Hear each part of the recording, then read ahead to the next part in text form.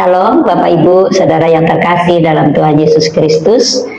Senang dapat berjumpa lagi kita pada saat ini dengan membagikan berkat firman Tuhan. Saya mengajak kita semua merenungkan firman Tuhan dengan tema menanam supaya terjadi pertumbuhan. Dari teks 1 Korintus 3 ayat 6 dan 7. Paulus mengatakan, aku menanam, Apolos menyiram, tetapi Allah yang memberi pertumbuhan. Bapak Ibu yang dikasih oleh Tuhan, bersaksi merupakan salah satu panggilan gereja, panggilan kita semua. Paulus menunjukkan adanya berbagai cara menyaksikan Injil. Paulus menanam agar terjadi pertumbuhan. Perlu ada yang menanam, tetapi Allah yang memberi pertumbuhan. Bapak Ibu yang dikasih oleh Tuhan, kita hidup di negara agraris. Tidak asing bagi kita soal tanam-menanam. Menanam dari kata Yunani epiteusen, ini berarti menanam benih agar bertumbuh. Dalam konteks rohani, berarti menyebarkan ajaran atau firman Tuhan agar terjadi pertumbuhan di hati orang yang mendengar Injil. Dengan demikian terjadi perubahan, baik dari pola pikirnya, arah hidupnya, tujuan hidupnya, sikapnya, hingga perilakunya. Nah, itu yang disebut dengan pertobatan. Ya. Bapak Ibu yang dikasih oleh Tuhan, Paulus dipanggil Tuhan sebagai orang yang menanam. Ya. Paulus melakukan tugas awal, menanam. Apolos menyiram. Mungkin ada yang lain lagi nanti menuai. Paulus menanam benih, menyebarkan Injil dengan talenta karunia yang dimilikinya. Ya. Tantangan yang dihadapi Paulus juga luar biasa. Pada saat itu jemaat membuat kelompok berdasarkan idola masing-masing. Ya.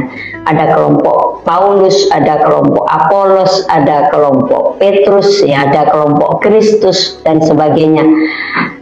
Dan hal itu memicu perpecahan dalam jemaat. Ya.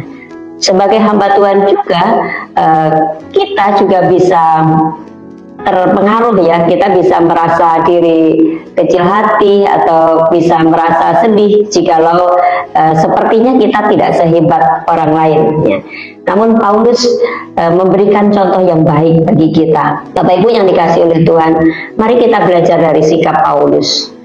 Bagaimana Paulus tetap fokus pada panggilannya. Pertama, Paulus terfokus pada Allah yang memberi hasil dari pelayanan yang dilakukan. Ayat 6 dan ayat yang ke-7. Bapak Ibu yang dikasih oleh Tuhan. Yang kedua, Paulus menghargai rekan kerja lain, ya, tidak merasa diri lebih hebat karena dia sebagai yang menanam, ya. Dia juga tidak merasa tersaingi karena ada Apolos, ya, ada hamba Tuhan lain yang memiliki talenta yang berbeda dari dia, yang sepertinya berkarisma dan lebih berpengaruh gitu di kalangan jemaat. Kemudian Paulus sadar ada rekan-rekan kerja yang memiliki karunia, talenta yang berbeda dari dirinya.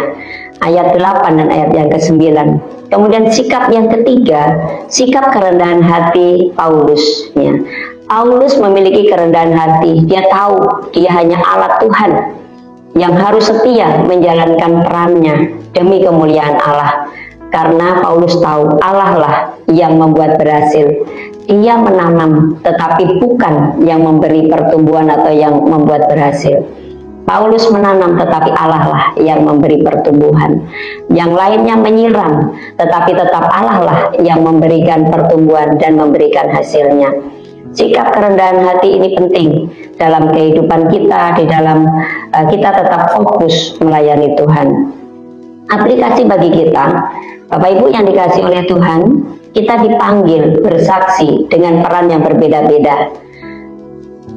Oleh karena itu kita fokus sesuai dengan talenta karunia yang kita miliki, kita jalankan dengan setia.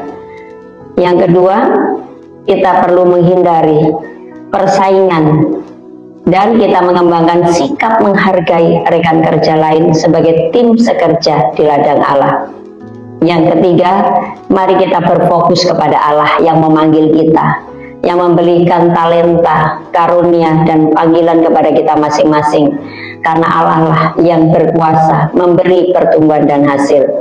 Oleh karena itu, mari bagi kita semua, kita saling mendukung hamba-hamba Tuhan yang lain, rekan kerja kita yang lain, yang berbeda dengan kita.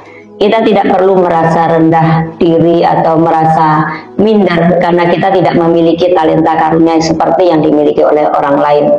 Ya mungkin seperti saya juga ya, ada orang lain yang punya talenta untuk KKR, ya, untuk menghidupkan suasana ibadah itu dengan luar biasa, menggebu-gebu, ya.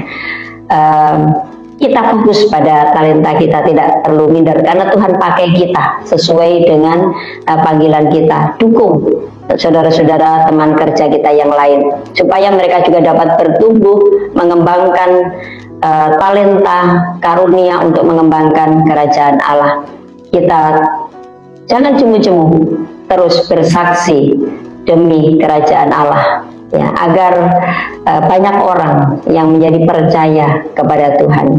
Kita doakan, kita dukung, dan kita support teman-teman kita yang lain. Kita bekerja sama supaya pekerjaan Allah dapat semakin maju.